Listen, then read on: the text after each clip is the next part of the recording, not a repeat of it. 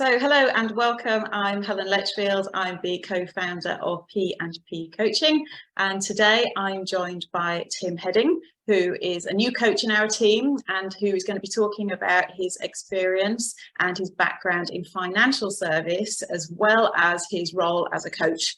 So Tim, it'd be great to just find out a little bit more about your role, your background, and maybe you could share some of the highs and lows of your career in finance. Yeah, sure. Hi, Helen, and thanks for inviting me. So my name's Tim Hedin, and I worked for over 25 years in the city in the financial market. So I worked in European equity markets on sales and trading, and I had a great time up there. But I realised in the last few years of my career that there was a disconnect, a friction between, I guess, what I was doing and what I thought I wanted to be doing. So I left the city. I retrained and qualified as a coach, and I now work as a coach, helping people essentially, I guess, unlocking their potential to maximise their performance, and also helping them embrace better whatever environment they're in at that moment.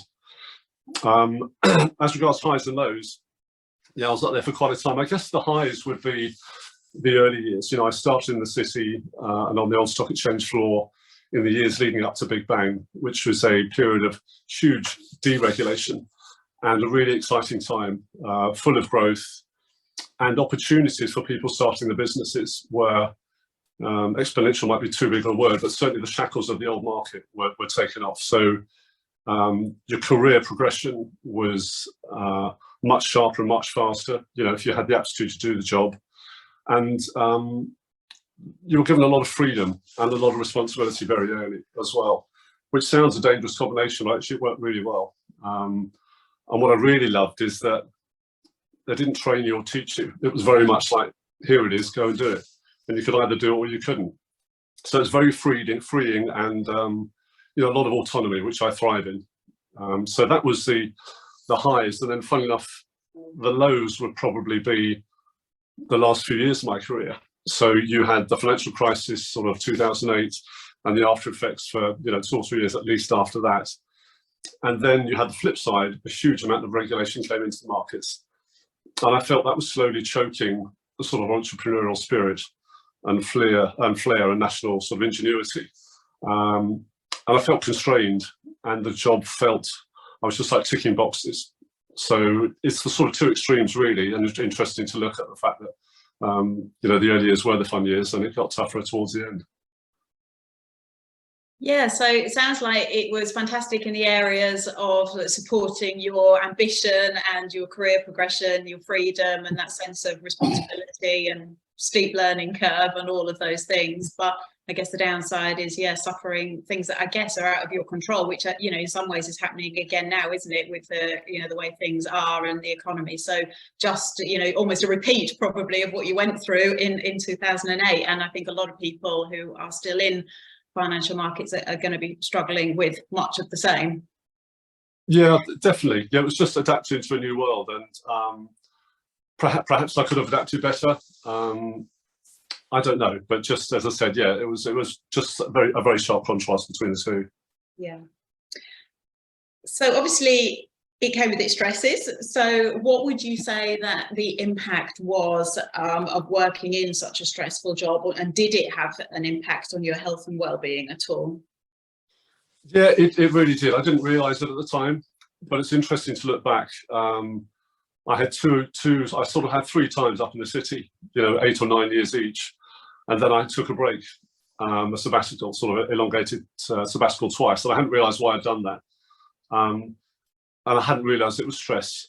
But certainly in the latter years of my career, I was feeling definitely more stressed. It was definitely an unhealthy environment. They're very long hours. There's an awful lot packed into those hours, and then there's entertaining as well from that. But it was the environment was just, look, you're getting really well paid here. It's a great job. That's just what it is. So there wasn't really a place to unload, for a better word, or to try and work out what was going on. So it was stressful, and that came out, and definitely health-wise, physically and emotionally, were difficult towards the end of my career. Yeah. So it was uncomfortable at times. Yeah, and I sometimes see how these things sort of creep up on you, don't they, without you even realizing, because I guess when you're in a high stress job and you're working long hours, you don't really have time to think and stand back and reflect, because I guess your adrenaline is running all the time and you're busy, super busy. You're working your way through your to-do list continuously, and I guess it doesn't stop. So it's not maybe until you do stop and reflect and think about things, which people often don't, then you actually do realize, oh, this maybe isn't the healthiest that I've ever been. No, you're absolutely right. Yeah, I mean, adrenaline was a big thing. I mean, often you go and you think, oh, I can't face it today, and it just did. It was just, I guess, what was expected of you, but you had sort of deep reserves to pull on, but ultimately that's going to take its toll. Okay, so let's talk maybe a bit about coaching then. If you think back then, would you or did you ever consider going through a period of coaching yourself to help you with that sort of work-family balance and to help you relieve the stress that you were under? No, in a word. I'm not sure it's available. I think you probably had to look pretty hard to find it. There was certainly training you and teaching you how to do stuff, but nothing that would involve some self-reflection and just take you out of yourself for a bit just to see what's really going on. I would love to have done it then. I think it would have made a huge difference to me and increased the longevity of my career in the city, and be able to see things from a different perspective and just work out actually what was going on and what's the cause for this friction as well. So yeah, as I said, if it was there, I'd have had to look really hard to find it, but I'm not sure it was necessarily there what I could have done with it. And thinking about work and family balance coaching, how could that help somebody in the workplace? Yes, I guess work-life balance, and particularly becoming a parent as well, is an absolutely huge transition. And I remember as a father, going back 24, 25 years, I had a brief understanding, I think, about what being a parent was, but really didn't. Nothing could prepare you for what it is. And, when you've got that type of job, which takes so much out of you, physically and emotionally, time-wise, it would have been really helpful to have had some coaching through that, because it is a huge transition. I mean, your world has literally been turned upside down. And you think, you're leaving work to get home for a rest, and then suddenly it just starts again. So I think of understanding for, what was going on for my wife as well would have been really helpful. And just realise that it's okay, that it's a struggle, that you're finding it tough. But again, going back in time, I'm not sure that was really an option. It's just what you did. Yeah, and I guess in some ways it was probably hard to question that, or hard to ask for help. And I think even these days we're seeing the same sort of thing. Culturally, I think it's still more acceptable for perhaps a mum going through the maternity transition to ask for help than it is a dad who's going through that paternity transition. So it's always something that's on our mind, trying to encourage both mums and dads. Everyone's still going through the same transition, regardless of how much time you're taking off. The impact that it has on you as a person and on your life is very similar. Yeah, it is. Yeah, I agree with that. The focus being more on mother, which I totally get. But there's two people in that relationship, and they've got their different struggles. And unless you shine a light on the issues that are coming up for you, they're just going to get bottled up. And at some point or other, they're probably going to pop out. Unless they are addressed. So yeah, it's a really important point. So what would you say to somebody who might be a bit skeptical about signing up for coaching? Yeah, I understand that people might be skeptical. I can see that. And I think we're uncomfortable with change. And do we need to change? And what's the benefit of the change? And what's the cost to change? So I understand why people might be wary of embracing that. But in my experience, we all have blind spots. And what's important for a coach is that they can help shine a light on those blind spots that are stopping us from performing to our maximum. And also, I've realized that working with people, that nearly always we have the best answers ourselves. But what's really difficult is to ask yourself the right question. So what a coach can do beautifully is stand in that neutral space you know, in a really safe listening space without any fear of judgment or evaluation, and ask the objective questions that unlock those answers. So I know coaching has helped me an awful lot, and you know, the feedback I've had from clients and watching them grow and transform, you know, tells me that it works. You know, so trust the process. I think it does work. Yeah, and I guess you can see why some people who've never had coaching would feel skeptical about it, because, you know, having that shining the light on your blind spots, although it's massively helpful and could be life transforming for people, and it was for me as well with my experience of coaching, it's still hard, isn't it? And it's uncomfortable, and it's not an easy process, but I think you need to be in that sort of that open mindset to embrace it and go with it and be really open and ready to accept the feedback and to really work quite hard. It's not an easy thing to go through, is it? It's not like sitting in a training course and, you know, being told facts and writing down the answers and learning them. It's a very different form of learning. It is, and you're right, it's not always easy, but I think you used the word transformation. I mean, it really is. You know, you will get, to use a cliche, you know, the more you put into it, the more you'll get out of it, and it can be incredibly empowering and incredibly freeing. So I think to get that reward, there's always going to be potentially a cost, and it might feel uncomfortable. And if it does feel uncomfortable, there's probably some good stuff going on there as well. Very true. So what would you say that you learned about yourself then, as you think back during your journey through your coach training and your career? What did you learn about yourself as you went through it? Well, first of all, I learned that I love to learn, and it had taken me 55 years to come to that conclusion, because I didn't like learning at school. I didn't respond well to the environment. I didn't like being taught stuff. So I realized that I learned very much experientially by doing stuff.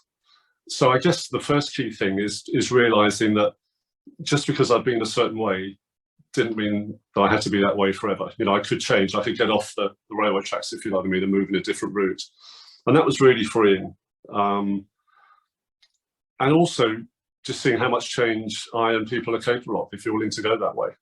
You know, that's it's pretty powerful. And you know, age isn't I mean, I wish I'd had this stuff. I wish I'd known. So many people say it. I wish I knew back then what I know now. The fact is I don't.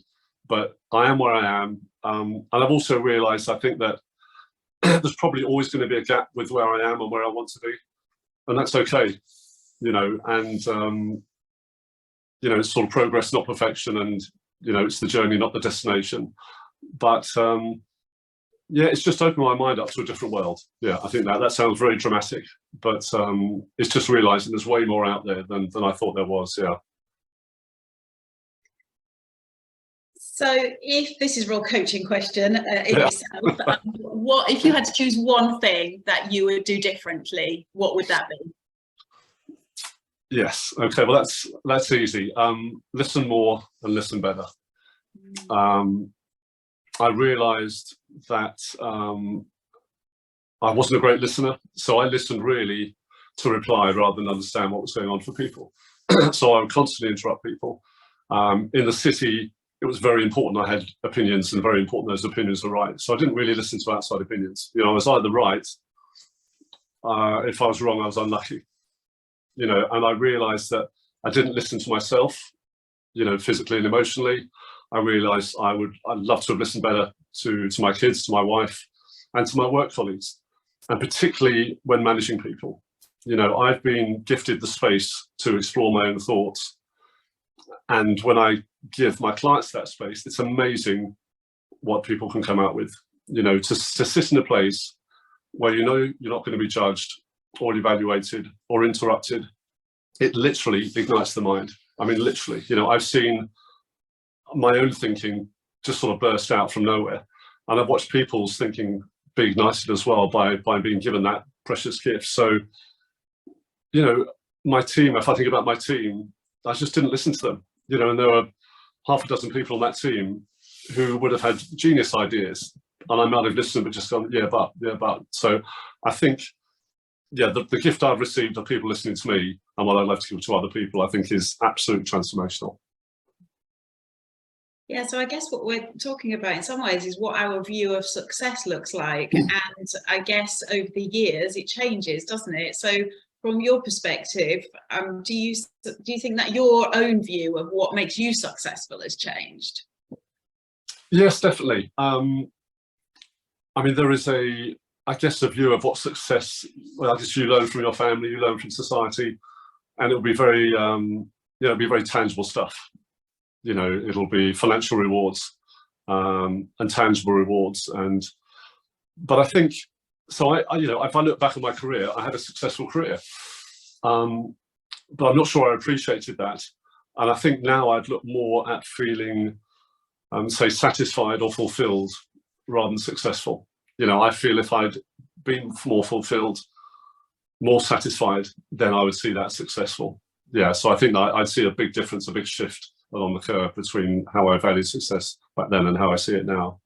And I guess that is one of the big coaching questions, isn't it, that often gets asked in coaching sessions. What does success look like for you?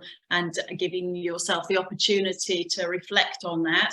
And often we think of the most obvious things like, pay and recognition, promotions and all of those things, which of course can be all part and parcel of success. But the other bit is what it feels like to you inside, and how you feel like you're being a success to yourself. And having, I guess, a combination of both of those things is probably the ideal, but it's going to look and feel very different for every single individual. Completely, yeah. I mean, everyone's answer to that question will be different. Everyone's reality of what success means will be different. But I think I realise now that looking back, I had the success, but it sort of wasn't enough. So I think I was just playing the wrong game, if you know what I mean. If I'd been playing a different game and looking for fulfilment and growth, then that's a very different game to, as you talked about, just the obvious hard points of how we're generally measured in success, and particularly in a sort of the financial services environment where everything is figures based and everything is, a huge part of it is performance based as well.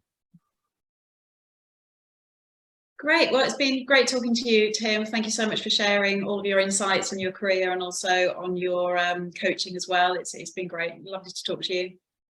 Thanks, Helen. Appreciate the time. Thank you.